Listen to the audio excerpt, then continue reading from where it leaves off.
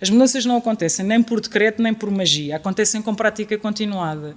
Portanto, se as pessoas de facto forem fazendo esta prática continuada, isso pode ser muito benéfico para elas e para as organizações.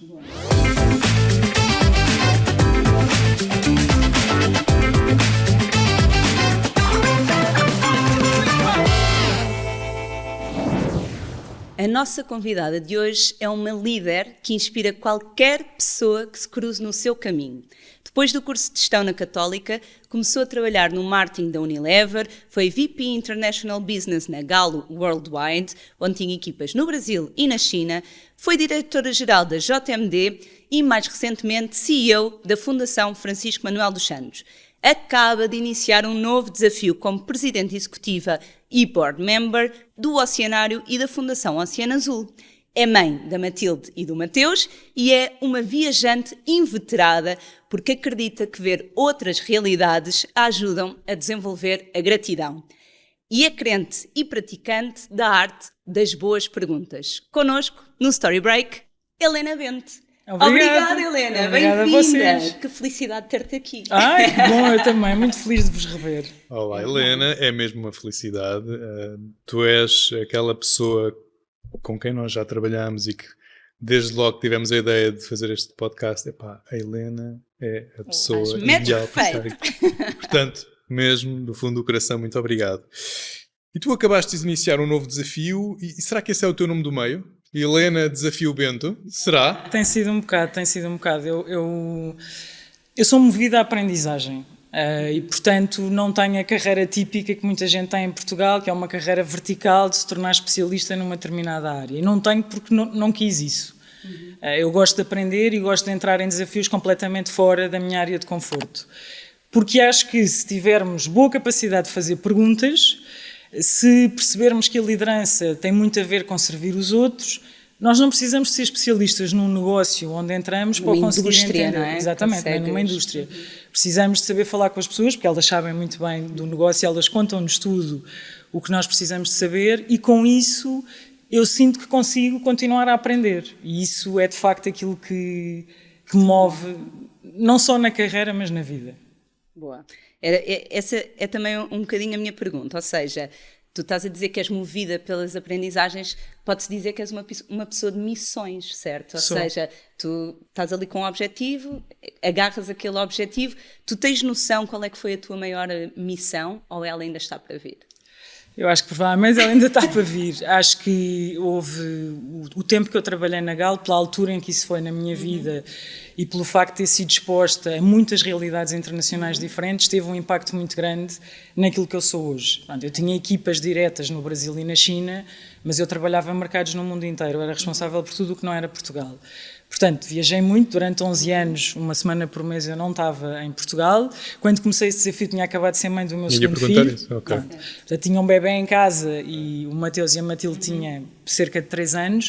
Portanto, foi desafiante, mas foi muito bom, de facto, conhecer muitas realidades diferentes, porque nós às vezes acreditamos que quando fazemos uma coisa é um bocado repetir o mesmo modelo. E não é nada, porque os mercados, vender azeite na China não tem nada a ver com vender azeite no Japão, ou na Coreia, ou em Angola, ou na Indonésia, ou na Índia. E, portanto, isso obriga-nos a ter uma capacidade de leitura das realidades. De adaptar. Exatamente, e de adaptação. E não ir para um mercado com ideias feitas de que, eu já fiz isto ali, portanto vai ser mais do mesmo. E foram 11 anos de intensa aprendizagem. Portanto, eu acho que isso foi de facto um período muito marcante na minha carreira. Depois a JMD foi a primeira companhia que eu liderei completamente, portanto fui CEO da JMD, que foi um desafio muito interessante. É uma companhia que existe desde 1921, portanto tinha muita história e muito legado, mas precisava estar preparada de se preparar para o futuro e, portanto, foi um desafio muito interessante, onde, primeira vez, com mais autonomia ou uma autonomia maior, para criar ali a companhia que eu acredito que devem ser as companhias, que são organizações capazes de pensar sozinhas e de não criar dependências. Isso é sempre uma preocupação nas minhas missões, exatamente porque eu as vejo como missões. Eu não quero que ninguém crie independentes da tua presença minha ali, presença não é? lá. Tem que ter a capacidade Exatamente. de se auto-reinventar e evoluir Exatamente. para a necessidade do momento, que estejas lá tu ou outra pessoa qualquer. Ou outra não é? pessoa qualquer. Portanto, se as pessoas forem capazes de aprender, elas conseguem sempre olhar para os contextos que vão aparecer e que nem sempre são previsíveis, basta ver o que todos vivemos na pandemia, não é? E serem capazes de enfrentar isso, resolver isso e ao mesmo tempo evoluírem elas próprias. Portanto, nada me dá mais gozo do que sair de uma companhia e continuar a ver os bons resultados dessa companhia. Missão cumprida. Missão cumprida, pronto. E portanto vejo muito esse caminho de missão, de facto. Custa-me sempre sair, é sempre um momento difícil, mas depois quando saio e começo no outro lado, começo com o mesmo entusiasmo profundo e portanto de repente já estou completamente metida no novo motivada desafio. para uma nova missão. Motivada para uma nova missão, sim. Mas em todas as missões há muita tentativa e erro, não é? Muita aprendizagem, como tu dizes. Eu tenho aqui uma citação que é: pacificada com os erros que vejo como as minhas maiores fontes de aprendizagem. É uma frase com que tu te identificas muito. Muito. Eu acho que em Portugal o erro tem um peso muito negativo. Eu não tenho nada essa visão do erro. Eu acho que só não erra quem não tenta. E, portanto, o erro é uma coisa boa, porque quando nós tentamos alguma coisa, é natural que algumas vezes não corra tudo bem. O que é importante é aprender com esse erro. A mim preocupam as pessoas que cometem sempre os mesmos erros. Okay? Isso é preocupante. Agora, se cometem erros diferentes e se esses erros vêm de um pensamento, ou seja, de uma estratégia, de uma coisa bem estruturada, e depois nós vamos tentar implementar e há sempre surpresas, não é? Vocês imaginem o que é vender azeite na China, não é? Um mercado completamente diferente, cultura completamente diferente, hábitos de consumo. Se calhar a palavra erro não é muito bem adequada para esse tipo de questões. Eu acho que não. Não é um erro, não é? Não. Eu falo sempre com as minhas equipas com uma lógica de tentar e aprender. Eu não gosto da palavra erro, não tenho nenhum problema com ela, mas acho que o mindset tem que ser o de fazer, aprender com isso, fazer melhor a seguir. Claro. É o que eu digo sempre. E sempre otimizando, não é? Os erros o que eu digo é, ok, não correu bem ou não correu como tu estavas à espera. Ótimo. Hoje sabes muito mais do que o que sabias antes. E, portanto, isso é um ganho. Ou seja, os erros ou as coisas que não correm como nós imaginámos trazem-nos sempre uma coisa positiva, que é nós sabemos mais, sabemos melhor, podemos fazer melhor do que fizemos antes. Portanto, eu acho que isso faz parte das jornadas e faz parte dos caminhos e temos que normalizar isso. Aliás, vocês sabem que na JMD, vocês estiveram envolvidos nisso, nós criámos um palco dentro do escritório com um microfone e uma lâmpada que as pessoas acendem precisamente para partilharem estas aprendizagens que se fazem no caminho e desmistificar este lado negativo que existe à volta de projetos que não correram bem. Certo. Os projetos, quando não correm bem, nós tiramos aprendizagens e essas aprendizagens devem ser partilhadas. E muitas vezes essas aprendizagens, se calhar até a longo prazo, trazem melhores resultados do que acertar logo à primeira, não é? Porque quando nós acertamos sempre à primeira, acabamos por cair numa zona de conforto que achamos que estamos a fazer tudo bem e que se calhar o nosso sentido autocrítico é mais limitado, não é? Sim, e eu acho que também te dá uma perspectiva de esse desconforto permanente, que é, ok, nós experimentámos várias vezes e agora chegamos aqui a um ponto em que isto está bem. Mas nunca está tudo bem, Como não é? é que podemos melhorar, não é? Há sempre coisas que podem ser melhores. Portanto, esse espírito de melhoria contínua só acontece, de facto, as pessoas tiverem isto um bocadinho dentro delas. E como qualquer coisa, não é? Quando se dá formação às pessoas e acha-se que as pessoas saem de uma sala e pronto, isto agora vai mudar. Como que por magia. As mudanças não acontecem nem por decreto, nem por magia. Acontecem com prática continuada. Portanto, se as pessoas, de facto, forem fazendo esta prática continuada, isso pode ser muito benéfico para elas e para as organizações. Boa. Olha, agora aqui um grande elogio e que é completamente verdadeiro. Nós já trabalhamos com centenas de profissionais da área, CEOs, diretores de marketing, diretores comerciais, e eu acho que é justo dizer que tu és das pessoas com quem nós já trabalhamos que tem mais clareza dos objetivos de comunicação, tem mais clareza da importância do storytelling para impactar as suas pessoas, desde o onboarding à apresentação de resultados. De onde é que vem esta tua clareza da importância de pessoas se relacionarem com pessoas e de trazer o storytelling para tudo o que tu fazes? Vem de um incómodo meu, que é, eu lido muito mal com falta de edição de pensamento. Pronto. E, portanto, como tento, antes de falar, ou de passar um briefing, ou de chamar alguém, fazer essa edição do que é que está na minha cabeça numa coisa que depois seja passível de ser transmitida ao outro de uma forma fácil. Certo. E vem de um lado que me preocupa sempre, que é pensar muito bem nas audiências que eu vou ter. Para mudar organizações, que tem sido um bocadinho as minhas missões, quase todas elas. Tens de saber ler as pessoas, não? Nós temos que saber ler as pessoas, por isso é que eu falo, normalmente quando entro numa organização, falo com todas as pessoas da organização e depois tenho que pensar em cada público que eu vou ter. Se eu estou a fazer uma apresentação sobre uma estratégia às pessoas daquela organização, eu tenho que perceber de onde é que elas vêm. Não é? Na JMD eu tinha que perceber o legado, as coisas que já aconteceram no passado, a tipologia de pessoas que eu ia ter à minha frente, a idade média que elas têm, portanto tudo isso para mim é uma coisa importante, porque eu quero falar com aquelas pessoas para ter um determinado impacto, não é? Eu quero levá-las comigo no caminho, portanto são as duas coisas, um lado meu que é edição de pensamento é muito importante, aquelas pessoas que falam, para dizerem ou para fazerem uma pergunta, falam 5 minutos e contam-te a história do dia inteiro delas, é uma coisa que confesso, para mim é um desafio. Ansiedade. É um desafio e, portanto, eu tento não fazer isso aos outros e, por outro lado, ter a certeza de que a comunicação que é feita para aquelas pessoas, porque senão ela não vai ter o impacto desejado. Portanto, eu tenho que pensar muito bem nos meus objetivos, muito bem no meu público, para construir a história e para poder envolver as pessoas para o resultado que nós pretendemos.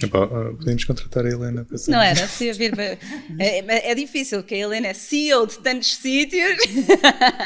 Mas podes vir aqui dar consultoria, Helena. Acho que isso nós precisávamos de. Mas eu acho que isso é uma coisa fundamental. E muitas vezes vejo nas organizações muito essa falta de envolvimento das pessoas, não é? Quando se chega a uma organização e se pergunta às pessoas qual é a missão desta empresa, tu normalmente não ouves uma resposta única. Certo. Cada um tem uma visão diferente sobre qual é a missão daquela empresa. E essa história tem que ser uma história comum. Não é? Ela pode ter ali pequenas interpretações pessoais, mas as pessoas têm que saber, nós aqui fazemos o quê? Não é? Estamos aqui para quê? O que é fundamental aqui? Portanto, eu dou muita importância à comunicação. Também há muitas pessoas que, talvez pelo ego, não sei, gostam de impor as suas ideias e não percebem que a eficácia é completamente diferente quando és estratégico a perceber quem é que tens do outro lado. Ou seja, se calhar a finalidade é a mesma, que é passares ou inspirares as pessoas com aquilo que é a tua visão para aquela empresa, mas tu precisas de as conhecer, tu precisas de perceber o que é que as vai motivar para conseguires ser eficaz, não é? Senão... Sim, e há outro ponto que toca no que tu estás a dizer, que é, para tu poderes fazer um bom diagnóstico do que é que se passa, tu tens que falar com as pessoas. Claro. As organizações são as pessoas, é um conjunto de pessoas, é um sistema de pessoas. Portanto, são elas que nos vão dizer o que é que se passa ali. Se esse diagnóstico é feito sem tu falares com ninguém, não é? Olhando para os livros de gestão, dizer, chegas ali e dizes, vejo este sinal e aquele sinal, mas não há coisas concretas, não há uma história que se consiga montar. Claro. Se as pessoas sentirem no teu discurso que aquilo vem delas e vem de coisas que elas disseram e que depois tu conseguiste juntar as peças e perceber qual é que era de facto o diagnóstico e onde é que é preciso atuar, é muito mais fácil elas fazerem a viagem contigo. Claro. E na tua jornada enquanto profissional, o storytelling esteve sempre presente ou houve algum momento que se fez o clique e que percebeste, isto faz muito sentido e eu sou muito mais eficaz para atingir os meus objetivos se o fizer? Eu acho que sempre tive uma preocupação em comunicar de forma eficaz.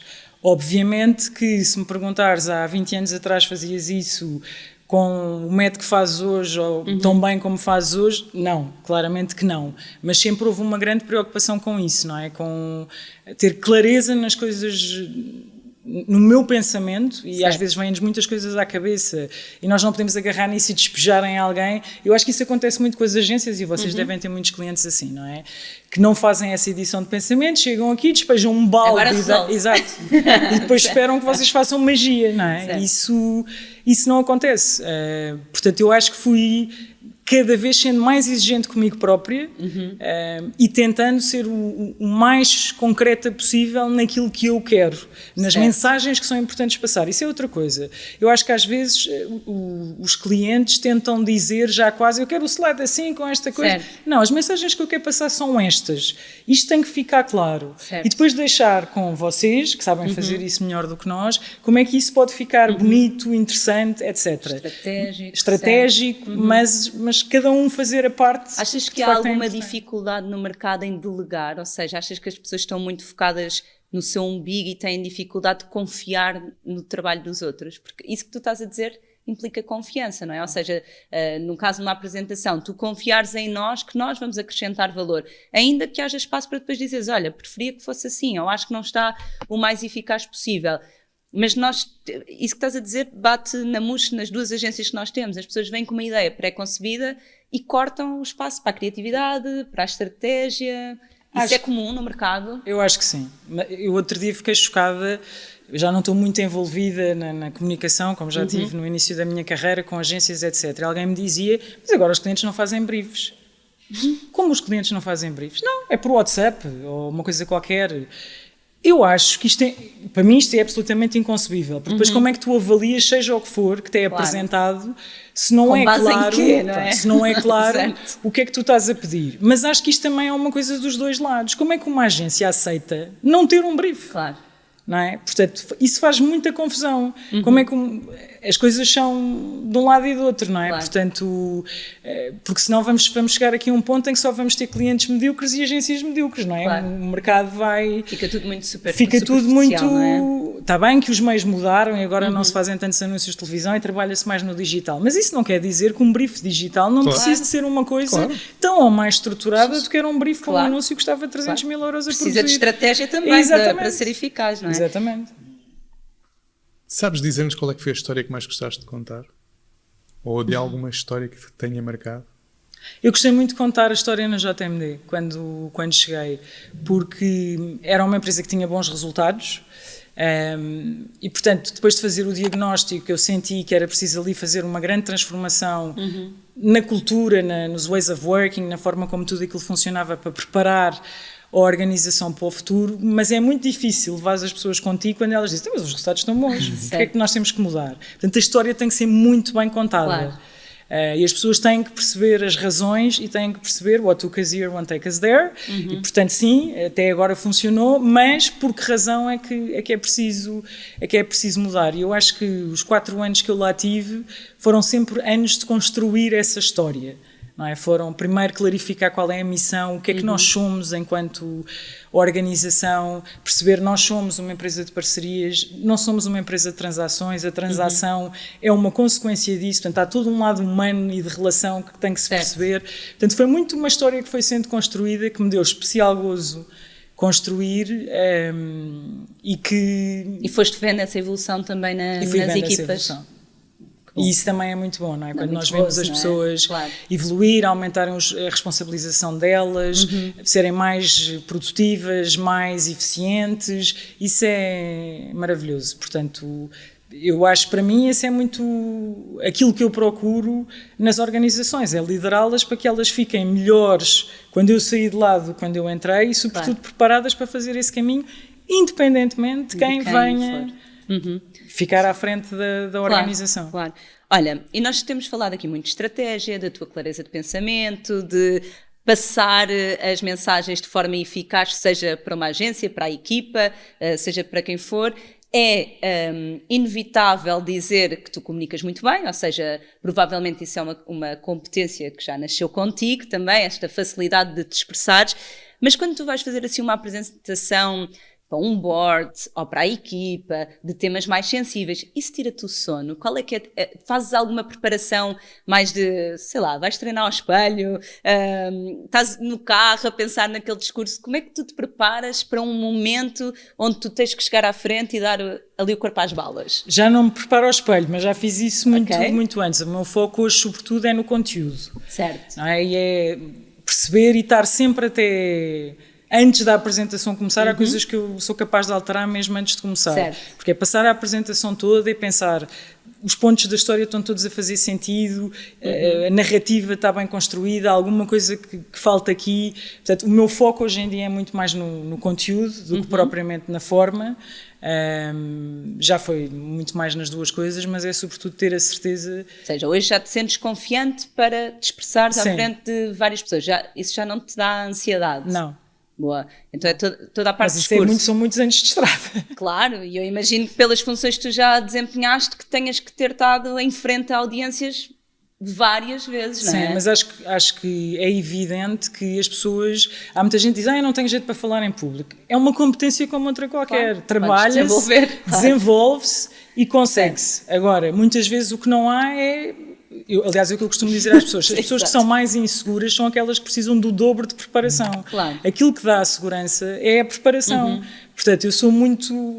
ou dou uma grande importância à preparação. Eu não vou apresentar uma coisa tipo que vejo 10 minutos antes, nem pensar nisso. Eu gosto das apresentações. Eu acompanho todo o processo, mesmo quando não sou a fazê-las, e vocês sabem disso, não é? Da história, dos pontos, está lá tudo, não está. Tenho que estar muito segura do conteúdo. E isso é que faz com que depois tu estejas mais liberta na forma, não é? Ou seja, porque quando tu dizes que estás preocupada com o conteúdo, não é em decorar um guião. Não, eu não decoro nada. A tornar aquela lógica, aquela narrativa, o mais fluida possível para que sejas completamente autêntica e quando estás a falar e a explicar, não é? Sim.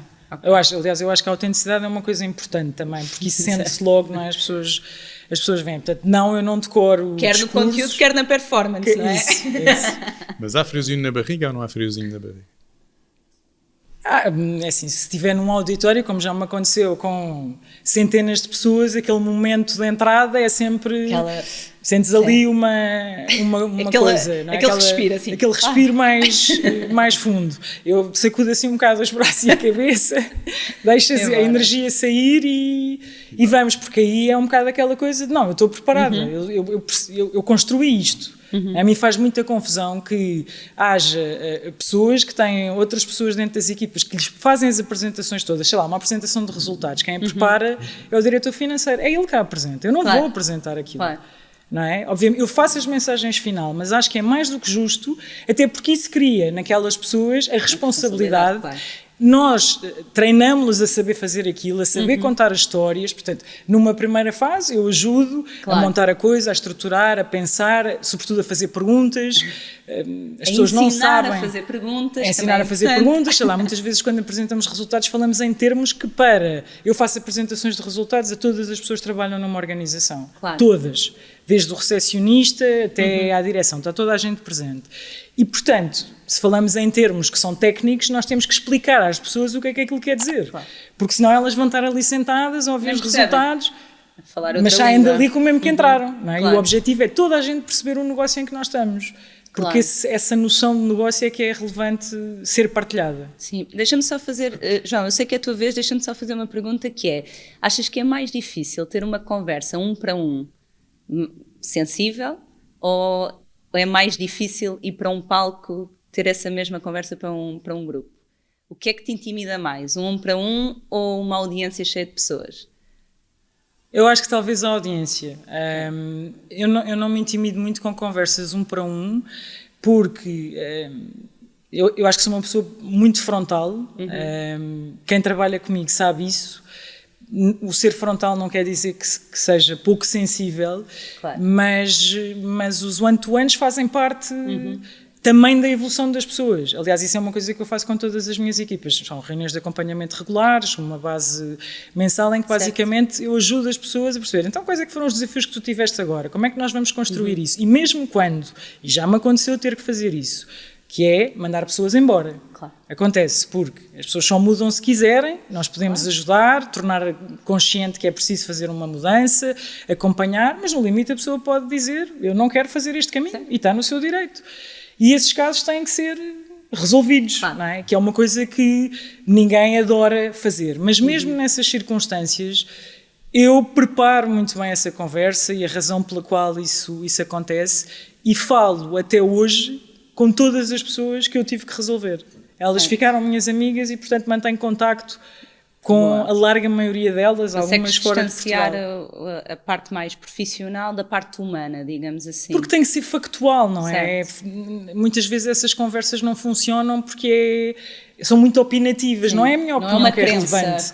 Não é? São factos, tem que ser contada uma história à pessoa. Aconteceu isto neste dia, eu dei-te feedback, houve esta mudança ou não houve, tiveste esta... Portanto, se a conversa for factual, ela não é discutível. E também não ser uma surpresa, não é? E não ser uma os surpresa. factos ajudam isso, ou seja, acho que acaba por ser um processo. Não é suposto haver aquela reunião para dispensar a pessoa e ela ficar, epá, Claro. Tipo, sim. como é que isto está a acontecer? Eu nunca faço um uma coisa processo. é um processo, nunca faço uma coisa dessas. Quando há alguém que nós sentimos que há ali um problema e que é preciso ser acompanhado, no mínimo são 6 meses. Certo. Eu nunca mando ninguém. Dás sempre uma oportunidade Claro para a pessoa que sim. ter consciência Claro de... que sim, a pessoa precisa ter consciência. Muitas vezes algumas coisas dessas acontecem porque o feedback não é bem dado, porque as Claro. pessoas não gostam do one-to-ones ou não gostam de dizer. Porque a comunicação também não foi eficaz, A não é? comunicação não é eficaz. Certo. Porque nós temos que comunicar coisas boas, mas também temos menos que boas, comunicar coisas menos boas. Ou não são menos boas. Eu acho que todos nós temos coisas para melhorar.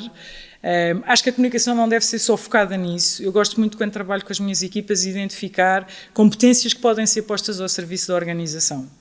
E normalmente começo por aí. O que é que tu tens que pode ser útil, não só para ti, mas para outros, quer seja da tua área ou de Certo. outra. E de repente as pessoas ficam com um brilho nos olhos a dizer: nunca tinha pensado nisso. E Claro. agora, o que é que vais dar? Formação e ensinar as pessoas de outra área a fazerem isso tão bem como tu fazes. Começar por aí, não é? Pelos pontos fortes. E depois ajudar as pessoas, de facto, a fazer o caminho, porque o melhor que nós temos é que todas as pessoas queiram fazer o caminho e façam o caminho de evolução. Que sejam felizes. E sejam felizes. Connosco ou noutro sítio. não é? Exatamente. Nós estamos sempre a falar nisso. Pá, isto hoje é só elogios, mas são mais que merecidos, como já te dissemos. E tu és uma das pessoas com quem já trabalhámos que consegue aliar na perfeição a exigência e a qualidade com a empatia e a tua própria disponibilidade. Como é que se consegue esse equilíbrio? Com muito treino, não é?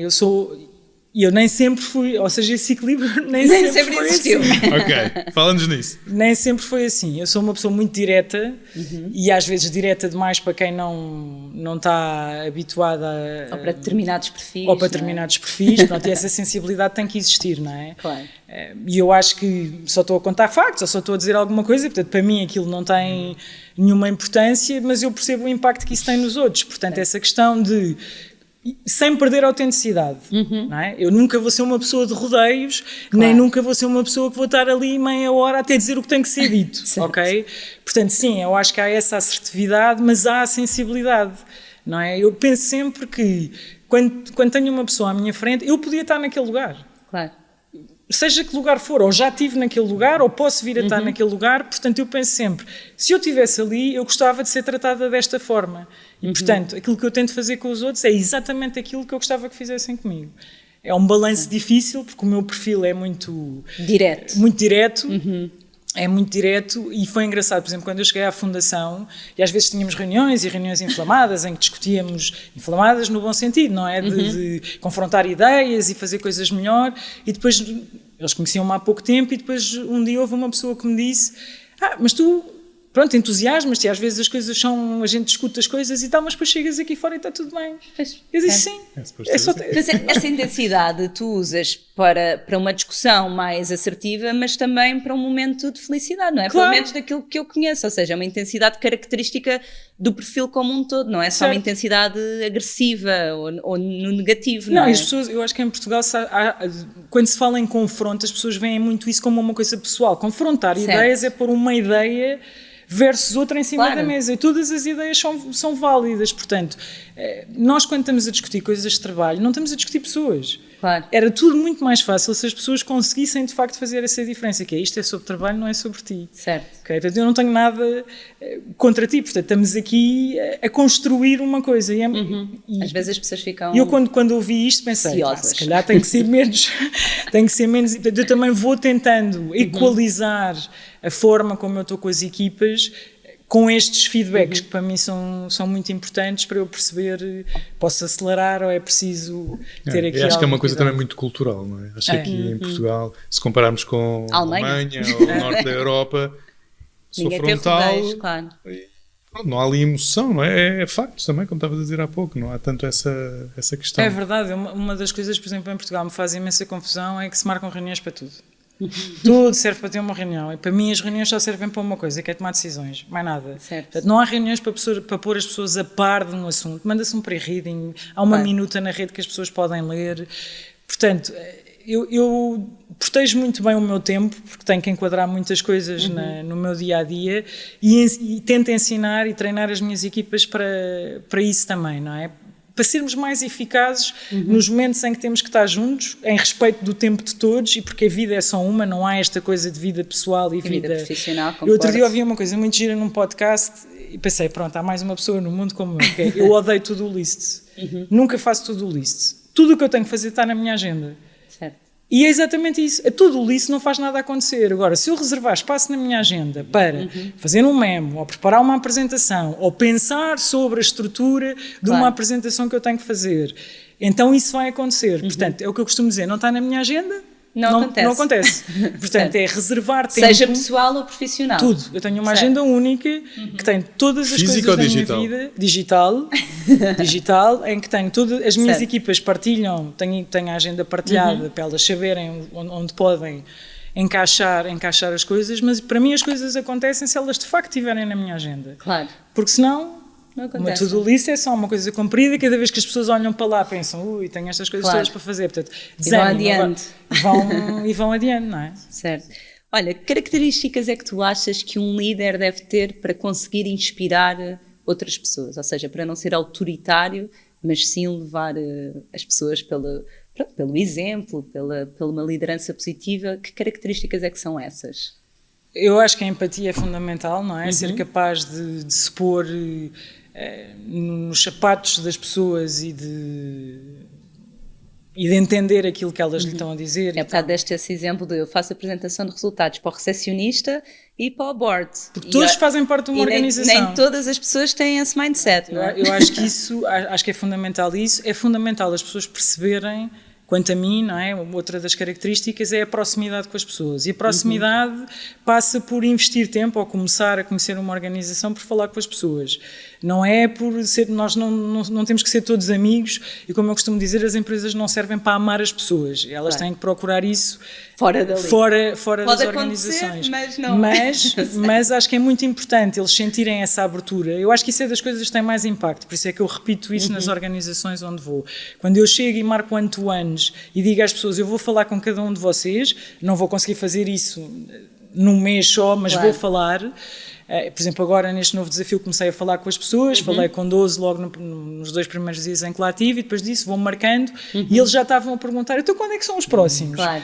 Não é? Porque o dar esse espaço às pessoas e ter essa capacidade de dizer, eu tenho imenso a aprender contigo. Eu digo isso muitas vezes às equipas, que é, vocês têm um enorme papel em fazer evoluir os vossos líderes.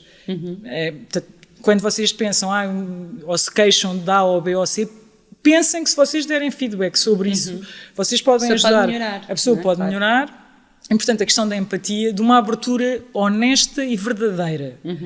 Porque se estas conversas são feitas com, então diz-me lá, como é que é, não sei o quê, as pessoas também sentem isso e percebem isso. Portanto, eu gosto de fazer isto, eu acredito mesmo. Saber ouvir também é uma característica importante. É muito engraçado que as pessoas acabam por falar de coisas da vida pessoal delas e, portanto, isso cria ali uma abertura. Eu partilho o meu contacto com todas as pessoas dentro da organização, logo a dizer, olha, qualquer coisa que vocês sintam onde eu possa ajudar, ou que vocês se lembrem que é importante eu saber e que não tenha acontecido na conversa, por favor, digam, não é? Portanto, eu acho que isso é muito... Essa proximidade, não é? É o walk the talk. Eu acho que é muito isso, mas com autenticidade, não é cumprir... Certo. Disseram-me que era bom, não é? Agora vai tudo começar a fazer... Agora vão-te ouvir e vai tudo começar a fazer conversa. E vão lá, que a grande chatice, agora vou ter que falar com 70 pessoas. Não, para mim aquilo é mesmo uma coisa super importante. E eu faço aquilo com enorme gozo. Aliás, às vezes fico rouca no final do dia. Já decidi, tipo, não posso fazer mais do que 4 por dia porque marco meia hora e normalmente demora mais. E depois as pessoas falam, eu vou falando. E aquilo, desgasta, quando estás ali, não é? Com atenção de facto, é uma coisa que desgasta. Mas faço questão absoluta de rodar a organização toda. Portanto, eu diria que isso são 2 características fundamentais. E perceber que liderar é servir os outros. Não é eu sou o todo-poderoso que sei imenso sobre isto, não, eu estou aqui para servir esta organização e esta organização é feita destas pessoas, portanto essa é muito a minha perspectiva sobre a liderança. As mulheres, e nós gostamos sempre de puxar as mulheres para cima. Boa. Como boas feministas. Precisam disso, sim. Mesmo. És mãe. Sim. E és uma líder muito bem sucedida. não deve ser muito fácil equilibrar Essas bolas papéis todas. Não, eu acho que há uma coisa fundamental e há muitas mulheres que me falam nisso, que é, eu sempre vivi muito pacificada com isso. Ou seja, tu não podes fazer um caminho destes, viveres com a culpa. Não é? E aquilo que eu tento fazer é, obviamente eu não posso estar não tenho o dom da omnipresença, portanto tem que haver obviamente uma boa organização da agenda e a criação de estruturas que te permitam fazer uma coisa dessas. Portanto, eu tive a grande sorte de poder contar com os meus pais em muitas coisas que me ajudaram com os miúdos, porque eu viajava uma semana por mês e lembro-me quando eles eram pequeninos, eles perguntavam, mas porquê é que tu vais viajar, mãe? Eu disse, faz parte do meu trabalho, mas não é só isso. Mas porquê é que não arranjas outro trabalho? Porque eu gosto. E eu explicava-lhes, porque para mim é super importante, eu gosto de viajar, eu gosto de conhecer outras realidades, também gosto muito de vocês. Mas eu não seria feliz sendo só mãe. Não é? Eu preciso... Acho que a minha mente é muito inquieta e não acho por isso, nem nunca senti que era pior mãe por isso. Vivi sempre muito pacificada com isso. Embora sintas que a sociedade, de alguma forma... Sim, traz essa culpa, ou não? Montes de perguntas. Então, mas tu não tens... não te custa deixar os miúdos pequeninos? Eu disse, não, eles estão bem. Ou estão com o pai, ou estão com a avó. Portanto, estão... Eu tenho a certeza absoluta... Estão a ser amados e cuidados. Da mesma forma. E, portanto, ou seja, aquela verdade que eu tento ter no meu trabalho, eu tenho que ter acima de tudo com os meus filhos. Claro. Eu não vou ser uma mãe infeliz o tempo inteiro... para dizer que estou o tempo inteiro com eles. Agora, tenho algumas regras. Aliás, muitas vezes o tempo de qualidade... As pessoas passam muito tempo com os filhos, mas passam pouco tempo de qualidade. Exatamente. Ou seja, tu se calhar até passavas em número de horas menos tempo, mas quando estavas com a mesma intensidade, não é? Tenho algumas regras. Por exemplo, eu não levo trabalho para casa. Certo. Eu trabalho muitas horas já... E, portanto, é raríssimo, a não ser que seja uma coisa completamente imprevista. Quando eu chego a casa, o tempo é para os meus filhos. Aliás, há uma coisa engraçada. Nós passamos sempre férias juntos, até... Eles têm 16 e 18 anos, vamos ver por quanto mais tempo.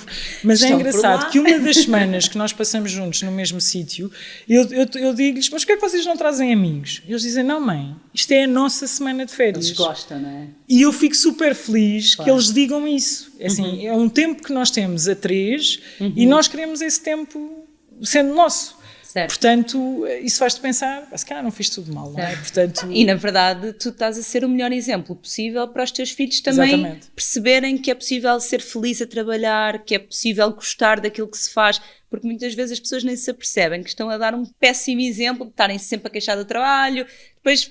vai-se repetir o ciclo, não é? Em algum momento. Eu tenho algumas amigas nessa circunstância que optaram por se manterem em determinada organização porque têm um horário mais flexível e não sei o quê, mas depois estão sempre a dizer mal daquilo. Eu disse, desculpa lá, então se é tão mau, porquê é que tu estás lá? Certo. Não, porque eu quero o tempo... Então... tens que viver bem nessa equação, não é? Portanto, eu arranjo uma equação na qual eu vivo bem e que me permite respeitar quem eu sou. E eu não estou disposta a abdicar de quem eu sou, porque isso é um bocado uma antítese de tudo aquilo em que eu acredito. Portanto, eu gosto imenso de trabalhar, gosto imenso de aprender, gosto muito de me realizar fazendo as coisas, gosto muito de trabalhar em equipa, e isso faz parte da mãe que os meus filhos têm. Portanto, tento ser a melhor mãe possível. Muitas vezes digo-lhes a eles, olha... fiz o melhor que podia, sabia, e quando souber fazer melhor, tentarei fazer melhor. E isso faz parte do caminho também para eles perceberem. Portanto, eu sempre vivi pacificada com isso. E outra coisa importante, nunca me importei com o que os outros dizem. Certo. Nunca. Eu acho que isso é uma coisa fundamental no caminho. Porquê? Nós não temos nenhuma capacidade. Uma vez a minha filha fez-me uma pergunta muito engraçada. Dizia-me assim, mãe, tu já pensaste que eles lá na JMD, que era a empresa em que eu estava na altura, vão para a Copa e dizem mal-ti na hora do almoço? E eu achei aquilo engraçado e disse, olha, provavelmente se calhar sim. Mas eu não me importo nada com isso, porque eu não tenho nenhuma capacidade de mudar isso. Ou seja, a capacidade que eu tenho de mudar isso, ou aquilo que eu tento fazer, é aquilo que eu acredito que é de facto melhor para aquelas pessoas. Não é? Claro. E tendo-as no centro das minhas decisões.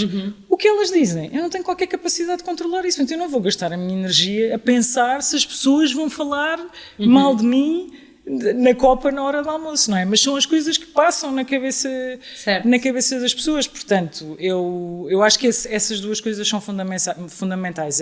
Eu respeito imenso as mulheres que decidem ser mais a tempo inteiro, mas acho que também precisamos de respeitar as mulheres que não decidem. Claro, e desde que seja uma decisão consciente. Exatamente. E não porque alguém sem impõe, culpas, não é? Claro, sem culpas. Eu nunca levei a culpa comigo. Ou seja, sempre tomei as minhas decisões consciente daquilo que isso poderia implicar, mas sempre muito confortável com a decisão. Boa. Olha, falámos na tua introdução que és uma viajante inveterada. O que é que isso ajuda? O que é que te ajuda na tua jornada, essa paixão pelas viagens? Eu acho que ajuda muito ver realidades diferentes, não é? Isso ajuda-nos a ter ou a aumentar as possibilidades que nós conseguimos criar na nossa cabeça de resolver problemas e coisas com que aparecem na nossa vida no dia-a-dia. Portanto, eu gosto muito de viajar por isso. E gosto sobretudo de viajar para sítios que não são os habituais, não é? Porque eu acho que aí o desafio é maior de ver como é que as pessoas vivem, de como é que elas resolvem. Mas mais contraste de cultura, é isso que estás a dizer? Eu gosto um bocadinho de tudo, não é? Eu gosto muito de natureza e, portanto, há viagens que eu faço que têm muito essa componente, mas a questão cultural também me interessa muito, não é? Perceber como é que em culturas diferentes as coisas funcionam. E como tive também, que viajei muito em trabalho e conheci muitas realidades, eu já tinha o bichinho das viagens e, portanto, ele continuou, que acho que ajuda muito a ver essa... E há alguma viagem que tenha marcado de uma maneira diferente? Desculpa, estamos sempre em sintonia. Há uma viagem que eu gostei muito de fazer, que foi à Islândia. Fiz com os meus filhos, fizemos uma road trip com uma amiga, e a Islândia é um país incrível, porque de um ponto de vista de paisagem, cada sítio que nós passamos é completamente diferente do anterior, é natureza pura, e portanto eu acho que é uma viagem muito difícil de esquecer, porque aquilo é tudo muito, muito particular. Eu diria, assim, todas me marcaram, por exemplo, Tóquio, o Japão é um país muito especial, é uma cultura de facto muito, muito fora de tudo aquilo que é a nossa realidade. Há muitas, assim, é muito difícil para mim porque eu gosto mesmo de viajar, é o que eu digo, eu sou daquelas pessoas que se me convidarem para viajar a um sítio onde eu não fui, eu vou.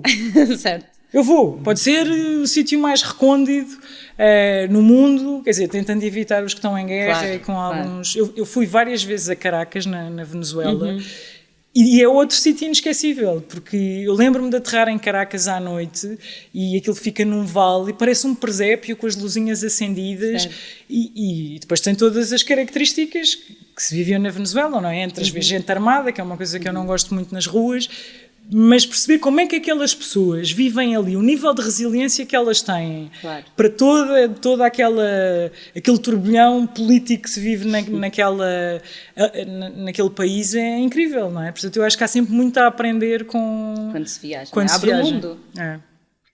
E outro statement que tu gostas. The key to abundance is meeting limited circumstances with unlimited thoughts. Porquê é que te identificas tanto com este statement? Porque eu acho que um dos grandes problemas que eu vejo e que sinto é uma grande dificuldade das pessoas de aceitarem o contexto, não é? Portanto, quando acontece uma coisa e as pessoas investem a energia delas a perguntar porquê eu, porquê agora, porquê... Porquê que isto aconteceu? Porquê que aconteceu e porquê que sou sempre eu? E, portanto, há ali uma energia desperdiçada na vitimização e não sei o quê que não acrescenta nenhum valor. Este é o prato que eu tenho hoje à frente, por alguma razão. E eu acredito sempre que a razão pela qual eu tenho este prato à frente é porque eu sei lidar com ele, senão o prato não tinha vindo para a minha frente. E, portanto, se nós olharmos para os constrangimentos do dia-a-dia ou do contexto com uma capacidade de pensamento infinito sobre a forma como o vamos resolver, isso vai sempre trazer abundância. Não é? Todos os contextos, não há contextos perfeitos em nada na vida. Se aceitarmos o contexto, é logo meio caminho andado para não desperdiçarmos energia noutras coisas. E depois é pensar como é que nós podemos fazer face a isto. Portanto, eu gosto muito tento muito viver a vida assim, aceitando que ela me vai pondo à frente. Acredito que aquilo que ela nos vai pondo à frente também depende muito de nós, não é? E do caminho que fazemos, e trabalhando sobre Mas isso. isso também é preciso de alguma confiança para tu assumires essa responsabilidade. O que é que eu vou fazer? É porque eu acho que muitas vezes, quando as pessoas fazem estas perguntas, é pela desresponsabilização, não é? E por isso... Eu acho que sim, porque há, obviamente, pessoas que podem ser mais otimistas, outras menos.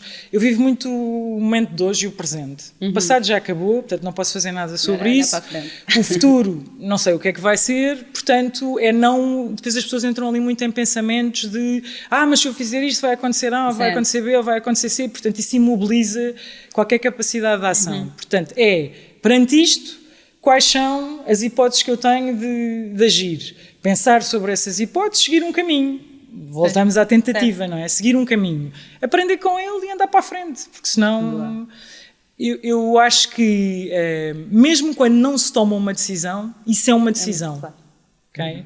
Portanto, a pior coisa que inércia. pode haver, exato, é dizer, não é, vamos, sei lá, quando aconteceu a pandemia, não é, de um dia para o outro, nós vamos todos para casa e as pessoas, eu já tinha trabalhado com equipas remotas, mas as pessoas com quem eu trabalhava na altura não tinham essa experiência, portanto eu pensei, estas pessoas não sabem trabalhar remotamente, nós temos que as ensinar, e montei uma formação com uma consultora externa em 2 ou 3 dias, toda a gente da companhia teve formação sobre como é que se trabalha remota, mudámos toda a lógica de reuniões da companhia, tudo. Porque não dá para fazer reuniões de meio-dia, nem dá para fazer... Portanto, tudo isso... Mas as pessoas têm que ser acompanhadas nesse caminho. Uma das coisas que me faz confusão agora, quando se fala muito no trabalho remoto, é que eu acho que as coisas em Portugal aconteceram quase todas ao contrário. Eu não conheço muita gente que tenha tido formação sobre como é que se trabalha remotamente, mas de repente há decisões que faz muito mais sentido as pessoas trabalharem remotamente. Certo. Eu acho que pode fazer sentido ou não, depende do negócio e depende do nível de autoliderança das pessoas. Eu acredito nas empresas sem funções, sem horários, sem número de férias, há bocadinho falávamos nisso, limitado, só que é preciso uma capacidade de autoliderança muito grande para fazer isso. E sem preparar as pessoas para isso... É difícil. É difícil. Certo. Olha, falando aqui um bocadinho mais da vida pessoal, tu és uma pessoa de vários talentos, já tivemos aqui a explorar vários deles, mais estratégicos, mas o que talvez muitas pessoas não sabem, e corrijo-me se eu estiver errada, é que tu já tiveste uma banda quando eras mais nova. Não, eu não tive uma banda, eu já cantei num coro. Cantaste num coro. E foi relativamente há pouco tempo, sim. Foi. Eu gosto muito de cantar e gosto muito de dançar, porque acho que é uma forma de... E de festejar. E de festejar. Isso é uma coisa super importante. Normalmente eu tenho sempre várias garrafas de champanhe nas empresas onde estou e acho que é muito importante nós termos essa cultura de celebração. Okay? Mesmo quando há essas partilhas de, olha, isto não correu como a gente estava a pensar, mas sabemos muito mais do que sabíamos Sempre um bom pretexto para abrir uma garrafa É de sempre um bom champanhe. pretexto para abrir uma garrafa de champanhe. E acho que nós fazíamos muito pouco isso com as pessoas. É importante irmos celebrando as vitórias que vamos conseguindo ter. Portanto, sim, eu gosto, agora já não estou nesse coro, mas gosto muito de cantar, gosto muito de dançar, gosto muito de fotografia, gosto muito de arte.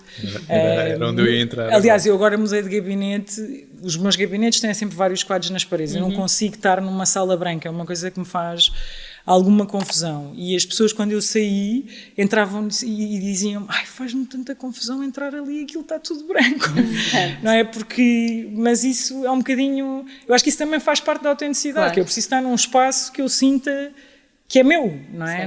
Que é uma extensão da tua que é uma extensão de quem eu sou. E, portanto, essa parte de alguma beleza visual... eu preciso disso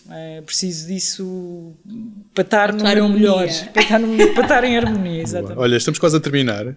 Temos aqui um joguinho muito rápido que é um preferir e que é o seguinte: preferias trabalhar para sempre na mesma função e organização ou nunca mais ler um livro? Ui. Isto tinha que ser difícil, não é? Senão não tinha graça. E agora? Preferia nunca mais ler um livro. Bom. Nice. És mesmo a pessoa de missões. Tentaria compensar isso com o que aprenderia nas várias organizações. Eu gosto muito de ler e portanto, é uma decisão difícil, mas... Preferias continuar com mas esse ritmo? Mas se é só uma escolha, teria que ser essa. Olha, e agora sim, mesmo para fechar, quando... olhares para trás, quando já foste reformada, quando... Não sei se me vou reformar. Enfim, lá mais para a frente, que 3 adjetivos que tu gostarias que definissem a história da tua vida? Não sei se é a história da minha vida, mas às vezes penso nisso, de o que é que eu gostava que os meus filhos fossem capazes de dizer sobre mim, ou as pessoas que me conhecem. E se calhar há 3 adjetivos que eu gostava que associassem a mim. Generosidade, em primeiro lugar, é a característica que eu mais valorizo em qualquer pessoa, porque acho que alguém que não é generoso dificilmente terá outras características que sejam importantes. Autenticidade e coragem. Eu acho que talvez sejam as 3 coisas que eu gostava que... E tinhas isso tão presente? Pensas sobre isto? Penso sobre os valores. Um dia fiz um exercício, eu acho que a escrita é super importante e tenho muita pena que cada vez escreva menos, porque a escrita é um exercício que se nós conseguimos escrever e fazer sentido escrevendo, as coisas são... Isso muitas vezes nos ajuda a perceber quem nós somos. E houve uma altura em que eu fiz um exercício a perguntar quais são os valores pelos quais eu guio a minha vida. Certo. Não é? A generosidade está lá, a curiosidade está lá, a liberdade está lá. Para mim a liberdade é uma coisa importante, não é? Ter liberdade para criar, ter liberdade para pensar. Eu diria que esses 3 são... E depois eu acho que a coragem também, não é? Porque...